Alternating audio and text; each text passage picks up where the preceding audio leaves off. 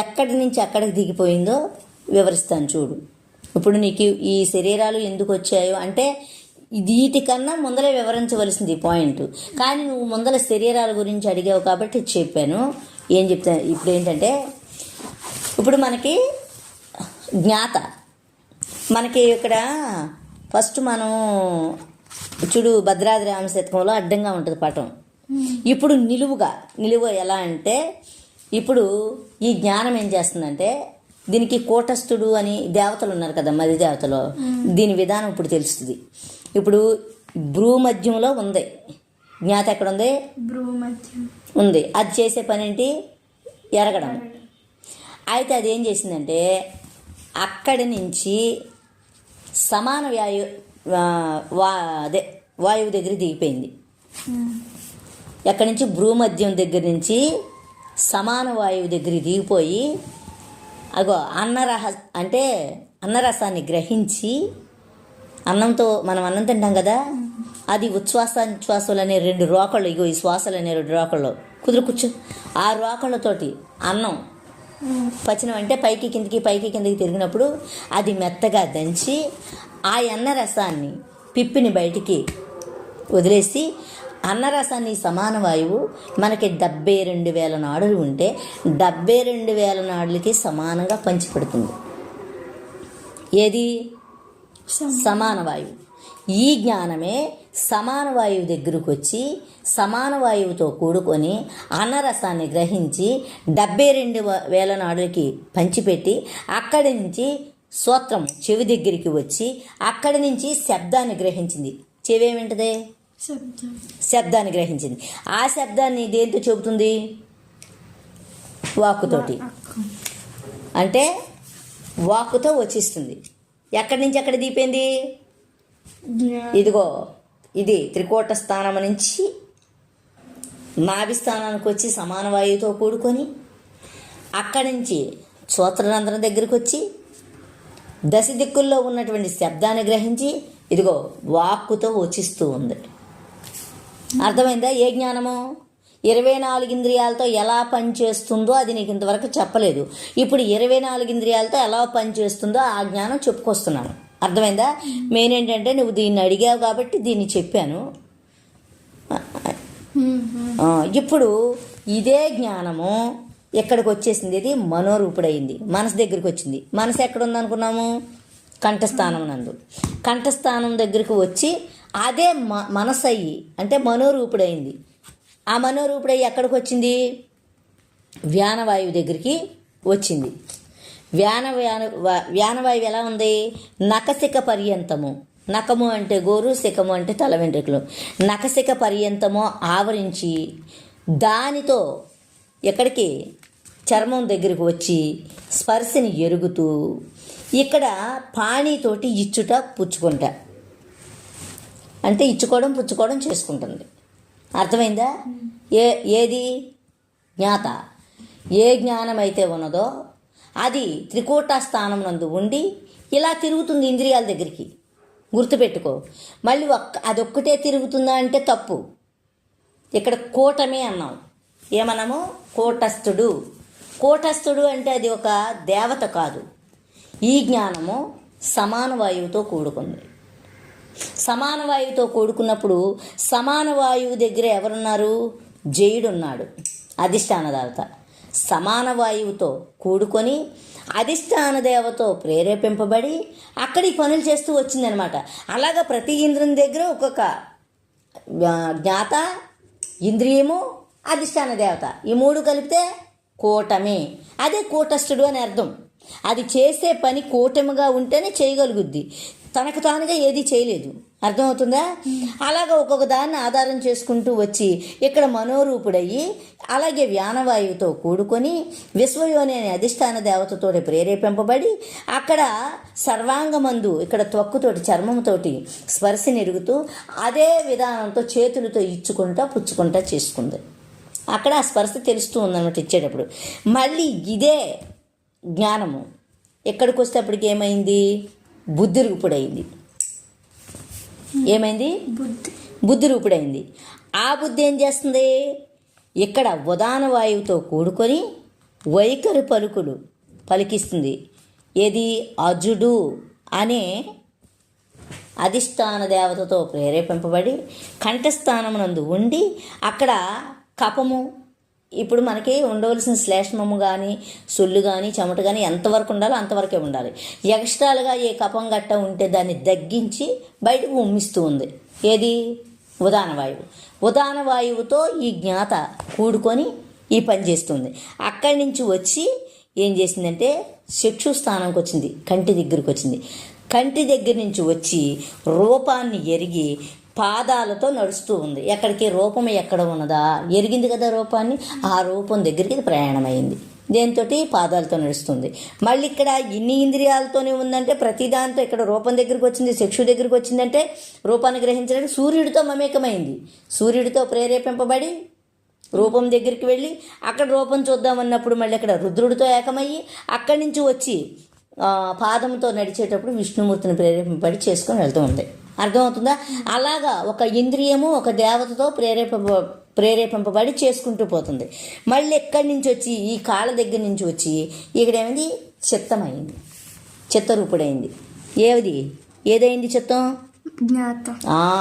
ఏ జ్ఞానం అయితే ఉన్నదో అదే చిత్తరూపుడయ్యి మళ్ళీ అక్కడి నుంచి ఏం చేసిందంటే నాభిస్థానం దగ్గర చింతన చేస్తూ అక్కడి నుంచి వచ్చి ప్రాణవాయువుతో కలిసి విశిష్టుడనే అధిదేవతో ప్రేరేపింపబడి నిశ్వాస రూపంగా పైకి కిందకు తిరుగుతూ మళ్ళీ అక్కడి నుంచి జౌహ దగ్గరికి వచ్చి అంటే నాలుగు దగ్గరికి వచ్చి నాలుగు దగ్గర ఏం చేస్తుంది? అది నాలుగుతోటి టేస్ట్ రుచులు నెరుగుతూ ఉంటుంది అనమాట. అలాగా అది రసాన్ని రుచి చూస్తూ అక్కడి నుంచి గుహ్యం ద్వారా ఆనందిస్తూ ఉన్నది. అంటే మూత్ర విసర్జన చేస్తూ అక్కడ ఆనందిస్తూ ఉన్నది. మళ్ళీ అక్కడి నుంచి వచ్చి ఏమైంది? అహంకార రూపుడైంది. ఏమైంది? అహంకారం అనే రూపం దాల్చి ఆ అహంకారంతో ఎక్కడే రుద్రుడితో ప్రేరేపింపబడి అహంకారంగా ఉండి అక్కడి నుంచి అపానవాయువు దగ్గరికి వచ్చి ఇక్కడ ఈ వాసనలు అనే దాన్ని అంటే అక్కడి నుంచి అపానవాయువు దగ్గరికి వచ్చి గంధం అనే దాని దగ్గరికి ఇది అశ్విని దేవతలనే దాన్ని ప్రేరేపణ చేసుకొని వాసన చూస్తూ ఉంటుంది అనమాట. అంటే దానికి సువాసన అవ్వచ్చు, దుర్వాసన అవ్వచ్చు, సుగంధం అవ్వచ్చు, ఇంకేదన్నా అవ్వచ్చు. అన్ని వాసనలు చూస్తూ అక్కడి నుంచి వచ్చి ఈ పాయి స్థానంలోని మలాన్ని విసర్జిస్తూ ఉంది, మలమూత్రాలను. అక్కడ ఎవరు? మృత్యువుతో ప్రేరేపింపబడింది. మృత్యువు ఎందుకున్నాడు అక్కడ? మృత్యువు దేనికి ఉండవలసి వచ్చిందంటే మృత్యువు పని ఏంటి? శరీరాల నుంచి ప్రాణాన్ని విడిపించడమే మృత్యుదేవుడి పని.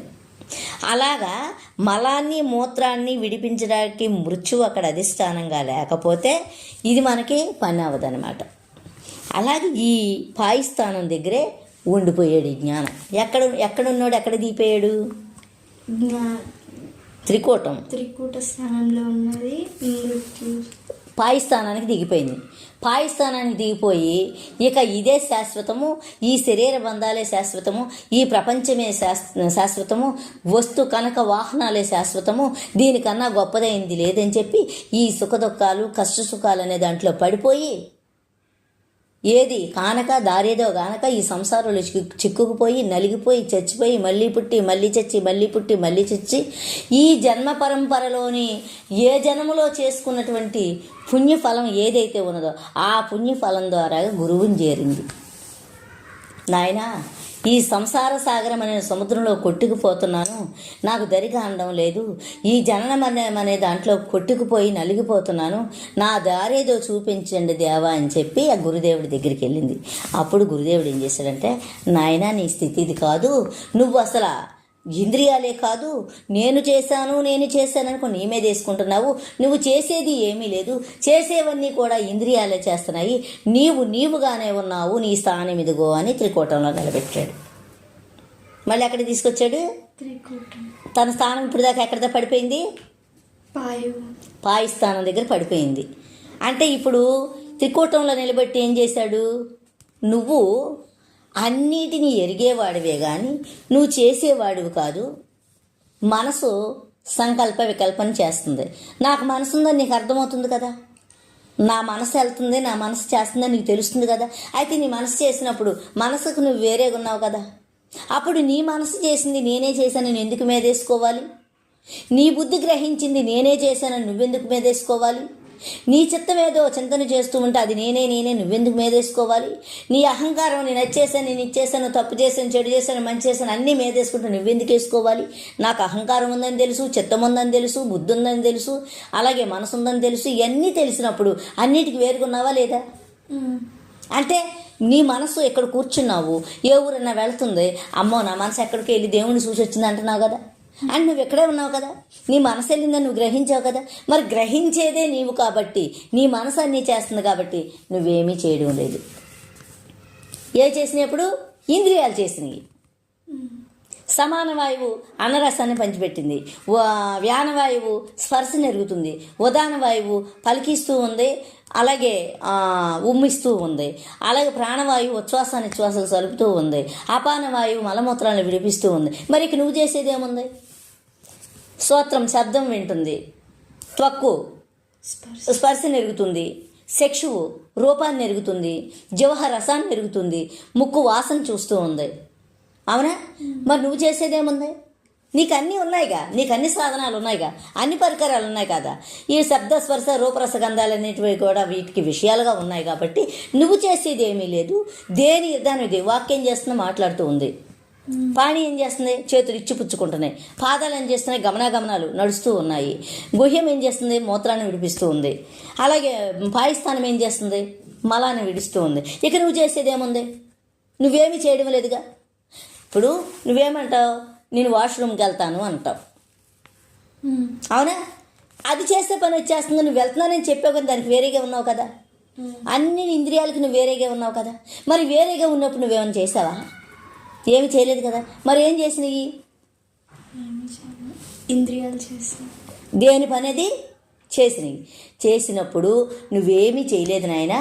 నీకు ఈ విషయం తెలియక ఇంద్రియాలతో కలిసిపోయి ఇంద్రియ వ్యాపార సముదాయం అంతా నాదే అని చెప్పి మనోవాక్కాయ కర్మల చేత కష్టపడి నానా బాధలు పడి మృత్యువాత పడ్డావు.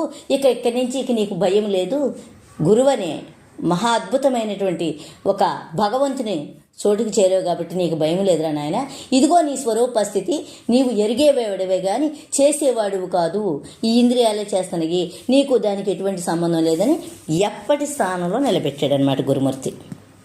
నిలబెట్టేటప్పటికి అప్పటికి ఏమైందంటే ఆ శిష్యుడికి మనశ్శాంతి వచ్చింది. ఇప్పుడు శిష్యుడికే కాదు, నువ్వు శిష్యురాలువే, నీకు కూడా ఇది చెప్తున్నాను. నీకే ఈ బోధ అర్థమవుతుందా? ఇప్పుడు ఏం చేస్తున్నాయి? చదివేది ఎవరు? ఇంద్రియాలు, మనసు. ఎగ్జామ్ రాసేదేది? బుద్ధి. నిశ్చయం ఇచ్చింది. ఈ క్వశ్చన్ వచ్చిందని నువ్వు ఈ క్వశ్చన్కి ఆన్సర్ ఏంటని అనుకున్నావు.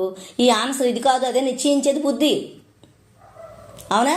ఇది అవునా కాదని చింతన చేసేది చిత్తం.